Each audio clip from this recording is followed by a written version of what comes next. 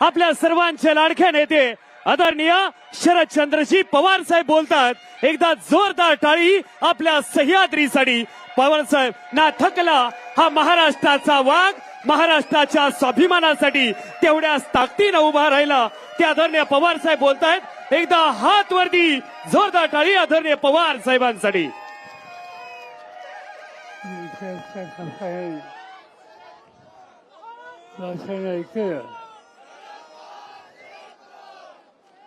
यांची आत्ताच विचार आपण ऐकले ते महाराष्ट्राचे माजी मुख्यमंत्री आणि सातारा जिल्ह्याचे सुपुत्र पृथ्वीराज चव्हाण, दुसरे सातारा जिल्ह्याचे सुपुत्र आणि सिक्कीमचे माजी राज्यपाल श्रीनिवास पाटील यांना मोठ्या मताने निवडून द्यायचा निकाल तुम्ही लोकांनी केलेला आहे. ते या संयुक्त आघाडीचे उमेदवार शशिकांत शिंदे, आमदार बाळासाहेब पाटील व्यासपीठावर उपस्थित असलेले विविध पक्षांचे नेते आणि बंधू भगिनींनो, लोकसभेची निवडणूक आली आणि देशामध्ये एक वेगळं चित्र निर्माण झालं. आणि त्याचं महत्त्वाचं कारण की या देशामध्ये निवडणुकीच्या संबंधीची चिंता लोकांना वाटते. त्याचं महत्त्वाचं कारण की आज महाराष्ट्राचं नेतृत्व प्रधानमंत्री नरेंद्र मोदी करतात. आज ते या जिल्ह्यात आहेत. आज उद्या महाराष्ट्रामध्ये अनेक ठिकाणचे जात आहेत. सोलापूरला गेले, माळशिरसला जात आहेत, पंढरपूरच्या आसपास जात आहेत, कराडला येत आहेत, पुण्याला जात आहेत, आजूबाजूला आणखीन काही ठिकाणी जात आहेत. त्यांनी मनावर घेतले आणि त्यांच्या लक्षात आले की हा महाराष्ट्र एका वेगळ्या रस्त्याने जाणार आहे आणि चुकीची गोष्ट, चुकीचं राजकारण करण्याच्या संबंधीची ज्यांनी पावलं टाकली त्यांच्या हातामध्ये लोकांचा पाठिंबा येणार नाही. आणि काहीतरी जाऊया, वेगळं सांगूया आणि लोकांच्या मनामध्ये नसलेल्या गोष्टी आणून ह्या राज्याचा, या देशाचा कारभार हा आपल्या हातात घेण्याचा प्रयत्न केल्याशिवाय गत्यंतर नाही, या निष्कर्षाची ते आले. ते आणि त्यांचे जोडीदार आहेत, त्यांचं नाव अमित शहा, बघितलं असायचं. ते हिंडतात महाराष्ट्रामध्ये, भाषण करतात. त्यांनी भाषण केलं एके ठिकाणी की शरद पवारांनी काय केलं. अशी गमतीची गोष्ट आहे. हे ग्रस्त आता देशाचे गृहमंत्री आहेत आणि ते राज्यात जाऊन लोकांच्या समोर आपण काही दिवे लावले हे सांगत नाहीत. दुसऱ्यांनी काय केलं हा प्रश्न विचारतात. आणि विशेष त्याने जो प्रश्न विचारला की शेती आणि शेतकऱ्यासाठी काय केलं, हे अमित शहाना एवढं सांगू इच्छितो. 2004ला माझ्याकडे देशाच्या शेती खात्याचं काम आलं. मनमोहन सिंग हे देशाचे प्रधानमंत्री होते. राष्ट्रपती भवनमध्ये शपथविधी झाला. मी शेतीमंत्र्याची शपथ घेतो आणि शपथ घेऊन घरी आलो. एक फाईल घेऊन एक अधिकारी माझ्याकडे आला. मी आत्ता शपथ घेतली, कशी फाईल आली? त्यांनी सांगितलं की देशाचं गव्हाचा साठा हा 3 आठवडे पुढे व्यवहारात आहे. देशामध्ये 2 महिने पुढे एवढी साखर आहे आणि देशामध्ये इतर सगळं धान्य 1.5 महिन्यापेक्षा जास्त पुरणार नाही इतकंच आहे. आणि त्याला मार्ग एकच आहे की अमेरिकेवरनं धान्य आणायचं, ब्राझीलवरनं धान्य आणायचं. माझ्या मनात गोष्ट आली की हा काळ्या आईशी इमान राखणारा लोकांचा देश. या देशाचा कष्टकरी शेतकरी अहोरात्र मेहनत करतो, उत्तम धान्य पिकवतो आणि त्याला परदेशातून धान्य आणायला लागायचं. ही गोष्ट संशोधनाची नाही आहे. मी काय त्या फाईलवर सही केली नाही. आणि दुसऱ्या दिवशी डॉक्टर मनोज सिंगांचा फोन आला आणि त्यांनी सांगितलं की पवार साहब, जो फाइल आपके पास भेजी है वो आपने देखी? मैंने बोला हाँ देखी. बहुत गंभीर स्थिति जो देश में पैदा हो जाएगी, आप जल्दी से जल्दी ये फाइल साइन करके क्लियर करिए. ती केली मी, पण माझी अस्वस्थता केली नाही.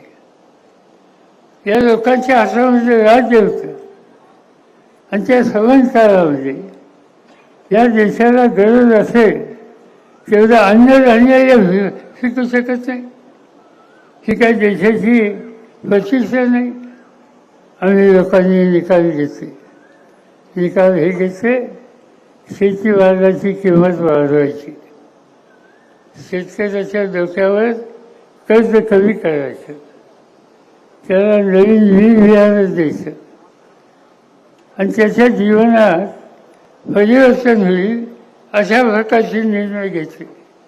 आणि ते निर्णय घेतले आम्ही.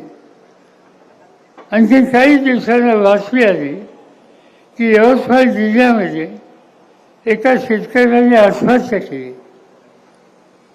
शेतकरी आत्महत्या करतो याचा काही असा अर्थ आमच्या धोरणामध्ये कुठे कमतरता आहे, कुठे चूक आहे आणि त्याच्या खोलात गेलं पाहिजे, तो निर्णय बदलला पाहिजे. मी प्रधानमंत्र्यांना विनंती केली की शेतकरी आत्महत्या करतो ही काही लहान सहान गोष्ट नाही. त्यांनी का आत्महत्या केली हे आपण दोघांनी जाऊन बघितलं पाहिजे. काही चुका असतील आपल्या तर ते दुरुस्त केल्या पाहिजे. दुसऱ्या दिवशी आम्ही यवतमाळला गेलो. त्या शेतकऱ्याच्या घरी गेलो ज्यांनी आत्महत्या केली. त्याची पत्नी माऊली 11 वर्षी रडत होती. मी तिला समजावलं, तिला विचारलं की घरामध्ये किती लोक आहेत. तिने सांगितलं एक मुलगा आहे, तो 10वीला शिकतोय आणि एक मुलगी आहे, तिचं लग्न ठरलं. म्हणजे झालं काय आत्महत्या करायला? त्यांनी सांगितलं की खाजगी सावकाराचं 20,000 रुपयाचं कर्ज होतं आणि ते कर्ज देता आलं नाही. सावकार घरी आला आणि घराची भांडी कुंडी त्याने बाहेर काढली आणि माझ्या घराची भांडी कुंडी रस्त्यावर आली. हे या मुलीचं लग्न ठरलं. तिच्या व्यायाला सासरच्या लोकांना कळलं, त्यांनी लग्न मोडलं आणि लग्न मोडलं ते काही माझ्या नवऱ्याला सहन झालं नाही. कर्ज फेडू शकला नाही. बाजारात गेला, इंजिनची वाटली घेतली, घटाघटा खेळला आणि जीव देऊन टाकला. डोक्यावरचं कर्ज देऊ शकला नाही म्हणून बळीराजा आत्महत्या करतो. हे चित्र भारतामध्ये आणि हे बदललं पाहिजे. हा विचार आम्ही लोकांनी केला. दिल्लीमध्ये परत गेलो. रिझर्व्ह बँक, नाफाड या बँकांच्या लोकांना बोलवलं आणि शेतकऱ्याच्या डोक्यावरचं कर्जाचा काही निकाल घेता येईल आणि कसा घेता येईल याची चर्चा केली. शेवटी हा निकाल घेतला की त्यांच्या डोक्यावरचं कर्ज माफ केल्याशिवाय दुसरा काही पर्याय नाही. मनमोहन सिंगांनी फाशीवर दिला आणि एका हुकमाने 70,000 कोटीचा कर्ज माफ केलं आणि ज्या बँकेचं कर्ज लोकांनी घेतलं तो वेळ परत करत असेल तर 11 आणि 12% व्याजाचा दर होता तो दर 3% पर्यंत आणलेला आहे. तुम्ही आज सातारा जिल्हा मध्यवर्ती सरकारी बँकेत चौकशी करा. वेळेवर कर्ज फेड जे करतात त्यांचा व्याजाचा दर कमी झाला का नाही आणि तो केला. सर्व देशामध्ये केला. हा निकाल आम्ही लोकांनी घेतला. त्याचं महत्त्वाचं कारण त्या शेतकऱ्याचं दुखणं आम्हा सगळ्यांच्या जीवाला लागलेलं दुसरं होतं. हा निवड एक प्रश्न नाही आहे. शेतीमालाच्या किमती हाही अत्यंत महत्त्वाचा प्रश्न आहे. आता ज्या ठिकाणी बोलत असताना पृथ्वीराज चव्हाणांनी सांगितलं कशा कशाच्या किमती वाढवल्या, काय अवस्था होती. आज या देशामध्ये आम्ही लोकांनी सत्ता हातात आल्याच्या नंतर गव्हाचे भाव वाढवले, तांदूळाचे भाव वाढवले, फळांचे भाव वाढवले, कांद्याचे भाव वाढवले, तूर आणि डाळींचे भाव वाढवले. त्याचा परिणाम काय झाला की 2 वर्षामध्ये हा देश परदेशातलं धान्य आणत होता तो आज जगाच्या 18 देशांना धान्य फेकून तो त्या ठिकाणी त्याचा पुरवठा करतो. आज हिंदुस्थान जगामध्ये 2 नंबरचं साखर उत्पादन करणारा देश झाला. आज हिंदुस्थान जगामध्ये 2 नंबरचा गहू तयार करणारा देश झाला. आज भारत जगामध्ये 1 नंबरचा तांदूळ पिकवणारा हा देश झाला. हा सगळा बदल का झाला तर घामाची किंमत, त्याचा फायदा द्यायचा निकाल आम्हा लोकांच्या सरकारने त्यामध्ये केला. त्याचा परिणाम झालेला आहे. आणि याच्याबद्दल भाजप ज्यावेळी आम्ही कांद्याचे भाव वाढवले, निर्यातीच्या संबंधीची धोरण आखली. मला असंच एक दिवस का लोकसभेमध्ये गेल्याच्या नंतर त्या लोकसभेमध्ये दंगा सुरू झाला आणि का दंगा सुरू झाला याची चौकशी केली तर भाजपचे खासदार गळ्यात कांद्याच्या माळा घालून सभागृहात आले. त्यांना विचारलं तुमचं म्हणणं काय? त्यामुळे कांदा भयंकर महाग झाला, आम्ही तुमचा निषेध करतो, कांद्याच्या किमती खाली आणणार. मला विचारलं गेलं सभापतींच्याकडून तुमचं काय म्हणणं आहे? मी त्यांनी सांगितलं कांदा हे पीक जिल्हा शेतकऱ्याचं आहे. कांदा हे मोठ्या बागायतदाराचं पीक नाही, कधीतरी पैसे मिळतात आणि कांदा समजा महागला त्यावर काही संसार वृद्धी असं होत नाही. रोजच्या खाण्यामध्ये कांद्याचा खर्च किती कांदे माणूस खाऊन खाईल आणि त्यावर कांद्याचे भाव वाढले म्हणून गळ्यात माळा घालून कांद्याच्या सभागृहात दंगा करणं हे काही शहाणपणाचं लक्षण नाही. मला विचारलं गेलं तुमचं म्हणणं काय? मी सांगितलं तुम्ही कांद्याच्या माळा घाला नाही तर कवल्याच्या माळा घाला, शेतकऱ्याचा भाव मी कमी करणार नाही. त्याच्या घामाची किंमत ही त्याला मिळालीच पाहिजे आणि त्यासाठी घेतलेले निर्णय हे बदलणं शक्य नाही. या प्रकारची धोरणं असली गेली त्याचा परिणाम आज या देशाचं चित्र धान्याचं बदललं आणि त्याचं मुख्य कारण काळ्या आईची इमान राखणारा हा शेतकरी घाम घालतो, उत्पादन वाढवतो आणि देशाची अन्नाची गरज भागवतो. हे सूत्र आम्ही लोकांनी स्वीकारलेलं होतं. मोदींना ही भूमिका मानली नाही. मोदी जाईल त्या ठिकाणी भाषणं करतात, सांगतात. पहिल्यांदा सांगितलं तरी की 10 वर्ष त्यांच्या हातात सत्ता झाली. त्या सत्तेचा वापर मी महागाईची स्थिती आहे ती बदलणार. काय केलं त्याचा उल्लेख आत्ताच या ठिकाणी केला गेला. पृथ्वीराज चव्हाणांनी इंधनाच्या तेलाचे भाव वाढवले, कमी नाही केले. गॅस सिलेंडरचे भाव वाढवले, कमी नाही केले. दूध डाळी आणि या सगळ्या शेतकऱ्याचे भाव कमी केले आणि दुकानदारांचे, मोठ्या व्यापाऱ्यांचे त्यांचे भाव असे कमी केले. आणि ही सगळी धोरणं जी असतात ती आज धोरणं या देशाची महागाई कमी करण्याची नाही, तर ती महागाई वाढवण्याच्या संबंधीची आहे. आणि म्हणून जो महागाई वाढवतो त्यांना सत्तेवर बसण्याचा अधिकार राहील हा निकाल तुम्हाला घ्यावा लागेल. आणि त्यासाठी ही निवडणूक महत्त्वाची आहे. त्यासाठी शशिकांत शिंदेंना मतदान करणं हे तुमचं माझं सगळ्यांचं गरज आहे. आज या देशामध्ये पक्ष फोडणं हा एक महत्त्वाचा उद्योग झाला. एक जणे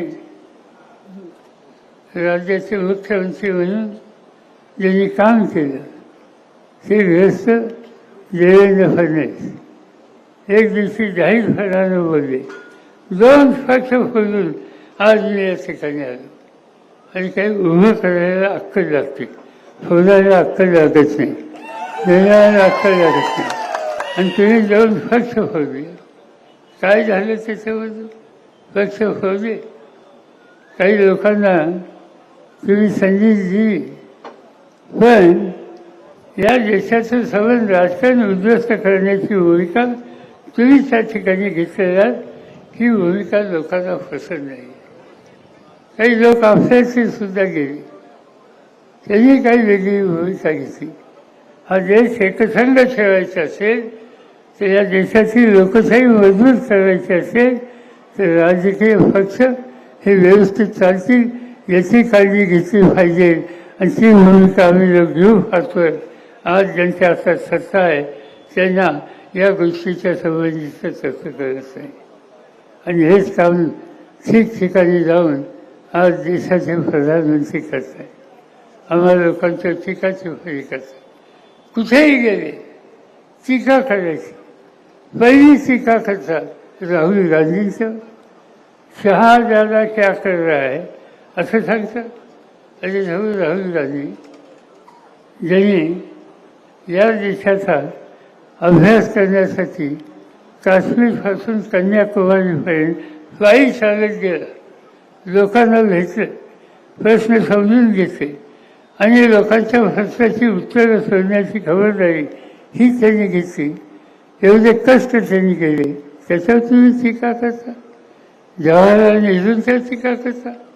ज्या जवाहरलाल नेहरूंनी स्वातंत्र्याच्या आधी आयुष्याचे 11 वर्ष तुरुंगात घालवली आणि स्वातंत्र्य मिळाल्याच्या नंतर लोकशाही पद्धतीने हा देश कसा चालेल याची खबरदारी घेतली. सगळ्या जगामध्ये भारताचा नावलौकिक वाढवला, त्यांच्यावर तुम्ही टीका करते. जवाहरलाल नेहरू असोत किंवा त्या काळाचे नेते असोत, त्याच्या आसपास तुम्ही बसू शकता.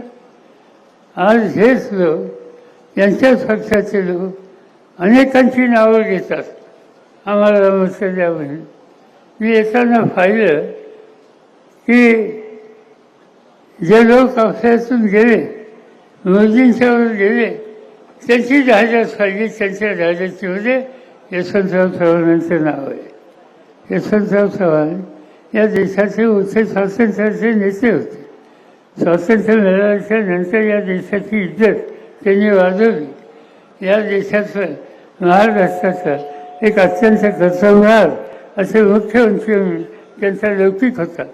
ज्यावेळेला चीनने भारतावर हल्ला केला त्यावेळेला या देशाला वाचवण्यासाठी त्या संकटाच्या काळामध्ये इथं मुख्यमंत्री पद सोडून दिल्लीमध्ये गेले आणि देशाच्या सीमेचं रक्षण त्यांनी केलं. देशाचं गृहमंत्री म्हणून त्यांनी काम केलं. देशाचं परराष्ट्रमंत्री म्हणून काम केलं. देशाचं अर्थमंत्री म्हणून काम केलं. असा नेता, या नेत्याचं वैशिष्ट्य हे होतं लोकशाही पद्धती आणि गांधी नेहरूंचा विचार हा त्यांच्याशी शोधला नाही. आणि आज जे भाजपवर गेले ते चव्हाण साहेबांचा फोटो लावतात. त्यांना अधिकार आहे चव्हाण साहेबांचा फोटो लावाय. आयुष्यामध्ये चव्हाण साहेब कधी भाजपवर गेले नाही. कधी या प्रवृत्तीचं समर्थन त्यांनी केलं नाही. त्यांनी समर्थन जे केलं ते सामान्य माणसाच्या प्रश्नाचं, त्यांच्या दुःखाचं आणि हा देश मजबूत करणाऱ्या कष्टकरी शेतकरी असो, कामगार असो, आयावेळी असो, या सगळ्यांचं समर्थन यासाठी त्यांनी आयुष्य दिले. आणि अशा व्यक्तीचं नाव कर त्यांनी जाहीर केलं की चव्हाण साहेबांना भारत रत्न द्या. चांगली गोष्ट आहे. पण 10 वर्ष तुमच्या हातात सत्ता आहे, त्यावेळेस तुम्हाला सुचलं नाही. निवडणूक आल्यावरती सुचलं. बघूयाच. आज या ठिकाणी येत आहेत प्रधानमंत्री करारला. माझी अपेक्षा आहे त्यांनी आज करारला जाहीर करून टाकावं की आम्ही चव्हाण साहेबांना भारत रत्न देतो. हा निकाल त्यांनी आज या ठिकाणी करावा. माझी खात्री आहे की ते धाडस त्यांनी दाखवलं तर लोक एक चांगलं काम केलं म्हणून म्हणतील, पण त्याबद्दल ते काय करतील याचा भरोसा देता येते. आज हे प्रधानमंत्री अनेक गोष्टी देशात घडतात, चुकीच्या गोष्टी घडतात. मणिपूर म्हणून राज्य आहे. मणिपूरमध्ये संघर्ष झाला. स्त्रियांच्या दिवसा अत्याचार केले गेले, बलात्कार केले गेले. आणि हे प्रधानमंत्री संबंध राज्यात जाळपोळ होते, घरोघरं फेकतात, स्त्रियांच्या अत्याचार केले जातात. त्यांच्याकडे धमकून बघायला तयार नाही. एक दिवस सुद्धा तिथे गेले नाही. आणि हा देश मी चालवणार, मजबूत चालवणार, सगळ्यांच्यासाठी चालवणार या प्रकारच्या घोषणा ते देतात. आज दिल्लीच्या गुजरातमध्ये तामानू नावाची एक भगिनी, तिच्या घरात मोदी साहेब मुख्यमंत्री असताना हल्ला झाला, अत्याचार केले गेले, त्यांच्या सासऱ्याची हत्या केली. आणि असं करून जे याच्यामध्ये गुन्हेगार होते, ज्यांना 11 वर्षाच्या शिक्षा झाल्या, मोदी साहेब सत्तेवर आल्याच्या नंतर हल्ली ज्यांना 11 वर्षाच्या शिक्षा झाल्या, स्त्रियांच्यावर अत्याचार केले म्हणून, कुणाचा खून केला म्हणून त्यांना फार झाली आता शिक्षा म्हणून त्यांची सुटका केली. नुसती सुटका केली नाही, तुरुंगाच्या बाहेर आल्याच्या नंतर गळ्यात हार घालून त्यांचा सन्मान त्या ठिकाणी त्यांनी केला. स्त्रियांची अभियोग घेणाऱ्यांचा सन्मान करण्याचं धोरण जे स्वीकारतात ते काही देशाचे हितचिंतक असू शकतात, स्त्रियांचं हिताची जपणूक करू शकतात. आणि म्हणून त्यांना मत मागायचा अधिकार कितपत आहे याचा विचार तुम्ही लोकांनी केला पाहिजे. ते सांगतात भ्रष्टाचार घालू. आज काय झाले? भ्रष्टाचार घालवण्याच्यासाठी ज्यांनी प्रयत्न केले त्यांच्यावर त्यांनी कारवाई केली. सत्याचा गैरवापर कसा करतात याची उदाहरणं त्यांनी दाखवली. झारखंड नावाचं राज्य आहे, आदिवासींचं राज्य आहे. आदिवासी मुख्यमंत्री त्या ठिकाणी येतात. त्या मुख्यमंत्र्यांनी राज्याचे प्रश्न मांडले आणि ते मांडत असताना मोदी याच्यावर निकाल घेत नाही म्हणून त्यांच्या टीका टिप्पणी केली. आज झारखंडचा मुख्यमंत्री तुरुंगामध्ये आहे. त्याच्या कुटुंबाच्या लोकांना तुरुंगात टाकलं. अरविंद केजरीवाल ज्यांच्या पक्षाचे प्रतिनिधी मगाशी या ठिकाणी बोलले, दिल्लीचे मुख्यमंत्री सामान्य कुटुंबाचे ग्रस्त, सत्ता हातात आल्याच्या नंतर शैक्षणिक क्षेत्रामध्ये त्यांनी क्रांती केली. आरोग्य सुविधा या देण्याच्यासाठी त्यांनी परिवर्तन केलं. त्यांनी जे निर्णय घेतले ते बघायला देशातूनच नव्हे तर देशाच्या बाहेरून लोक यायला लागले आणि त्यांनी कसं उत्तम काम केलं हे पाहायला लागले. त्या अरविंद केजरीवालनी एकदा टीका केली प्रधानमंत्र्यांच्यावर, दिल्लीच्या प्रश्नाकडे लक्ष देत नाही म्हणून आज अरविंद केजरीवाल आज तुरुंगामध्ये टाकलेला आहे. देशाच्या राजधानीचा मुख्यमंत्री आज तुरुंगामध्ये असतो. यासाठी चर्चा होती. ही हुकुमशाही म्हणजे लोकशाही नव्हे, लोकशाही जी आम्हाला शिकवली. त्या काळामध्ये तुम्ही आम्ही कदाचित ओळखे नसू, पण आपल्या वडीलधाऱ्यांनी त्यासाठी कष्ट केले. या सातारा जिल्ह्याचं वैशिष्ट्य काय? स्वातंत्र्याच्या आंदोलनामध्ये प्रजेची किंमत देण्याचं काम करणारा हा शूरवीरांचा जिल्हा आहे. त्यांनी या संघर्ष इंग्रजांची करण्याच्याबद्दल त्यांनी कधी वागं पाहिलं नाही. अनेकांची नावं या ठिकाणी घेता येईल. आता मी इथे किसनवीरांचा फोटो पाहिला.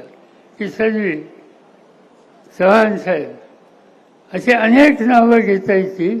त्यांनी या सातारा जिल्ह्यातून ते वसंतदादा पाटील असोत किंवा आणखीन त्याचे सहकारी असोत, इंग्रजांच्या विरुद्ध संघर्ष केला, देशाला स्वातंत्र्य मिळवून दिलं. आणि असे कर्तृत्वान आणि देशाच्या हिताची जपणूक करणारी ही नेत्याची परंपरा, त्यांची प्रतिष्ठा ठेवणं, त्यांचा सन्मान करणं, याच्यावर मोदी साहेबांचा विश्वास नाही आहे. एका वेगळ्या पद्धतीनं आज तो देश चालू पाहतोय. आणि ते असं चालू केलं तर या देशाची लोकशाही ही संकटात येईल. आणि देशाची लोकशाही संकटात आली तर तुमचे माझे सगळे अधिकार हे उद्ध्वस्त होतील. आणि त्याची सुरुवात झाली. मी तुम्हाला प्रश्न विचारतो, तुमच्याकडे पंचायतीच्या निवडणुका झाल्या, जिल्हा परिषदेच्या निवडणुका झाल्या, नगरपालिकेच्या निवडणुका झाल्या. 2-2 वर्ष निवडणुका होत नाही. याचा अर्थ काय? याचा अर्थ मोदी आणि त्यांच्या सहकार्यांना संपूर्ण देशाच्या प्रत्येक राज्याची सत्ता आपल्या उंचीत पाहिजे. आणि आम्ही म्हणे तेच राजकारण, आम्ही म्हणे तेच धोरण, ही भूमिका घेऊन आज देश चालवायला ते पुढे निघालेले आहेत. हे देशाच्या हिताचं नाही. जे हिताचं नाही त्यांना धडा शिकवण्याची ताकद आणि सातारकरांच्यात नाही तर दुसरी कुणाच्या मध्ये.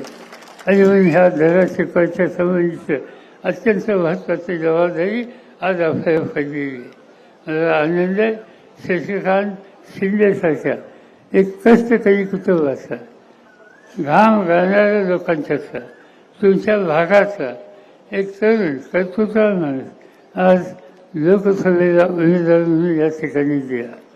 माझी खात्री आहे की तुमच्या सगळ्यांच्या पाठिंब्याच्या जवळ ती यशस्वी होती. पण आम्ही हे बघतोय, जो चांगलं काम करतो त्याच्या खर्चेवर, खोट्या खर्चावर, काय खर्चावरला त्याला मुंबईच्या मार्केट कमिटीमध्ये काही व्यवहार झाले.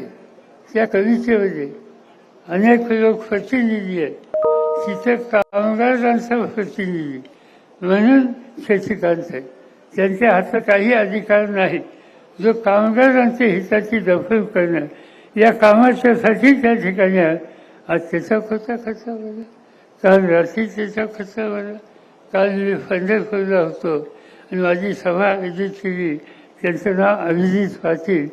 आज त्या ठिकाणी विठ्ठल सहकारी साखर कारखाना त्याचा चेअरमन म्हणून हा ग्रस्त काम करतो. माझी सभा आयोजित केली म्हणून रातोरात मुंबईला बोलवलं.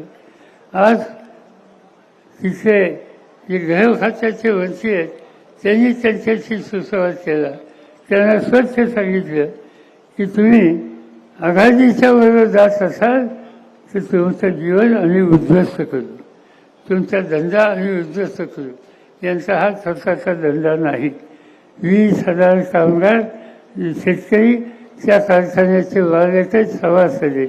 20,000 शेतकऱ्यांचा कारखाना आणि त्याचा त्यांचा संसार उद्ध्वस्त करण्याच्यासाठी सत्तेचा वापर हा जर या देशात होत असेल तर इंग्रजांच्या काळामध्ये सातारकर घाबरला नाही. ह्या बाकी किरकोळ लोकांच्या काळामध्ये कोण या ठिकाणी घाबरणार नाही. त्याच्याशी संकट करू, त्याला मूर्त जबाब देऊ आणि ती भूमिका घेण्याची वेळ आज ठिकठिकाणी आलेली आहे.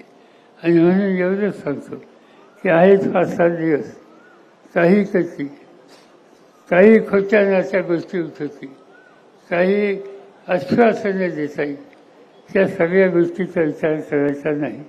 आपण यशवंतराव चव्हाणांच्या विचाराचे भाईक आहोत. त्यांच्या नंतरच्या काळामध्ये अनेकांनी आम्हाला नेतृत्व दिलं. त्याच्या किसनवीर असतील, त्याच्यामध्ये लक्ष्मण तात्याचं नाव घेता येईल, अनेकांची नावं घेता येतील, किसनवीरांचं नाव घेता येईल. हे सगळे आदेश तुमच्या माझ्या सगळ्यांच्या समोर आहेत. ते आदेश आपण जतन करू. मग त्याचा विक्रम करून 7ची लोकसभेची जागा शशिकांतच्या मार्फत आपण त्या ठिकाणी निवडून. जे आले त्यांनी काही टीका टिप्पणी माझ्या केली असं करेल. छत्रपतींचं काय बोलायचं आता कॉलेजवरून पहिल्यांदा आले हे दिवस म्हणजे सकाळ आहे का संध्याकाळी हे बघावं लागतं. तुम्ही काय करायचं आणि त्यामुळे त्याच्या संबंधी अधिक बोलण्याची काही गरज नाही. आम्ही गादीचा सन्मान करतो पण मत देताना गादीला मत देत नाही. त्या ठिकाणी कष्टकऱ्यांचा प्रतिनिधी त्याचा आपण सन्मान या ठिकाणी मताच्या रूपानं करू. मताचा विक्रम करू आणि आम्हा लोकांचं दिल्लीत काम करायला तुम्ही शशिकांतला त्या ठिकाणी पाठवा हीच विनंती करतो आणि माझे 2 शब्द सांगतो. धन्यवाद सन्माननीय शरदचंद्रजी पवार साहेब.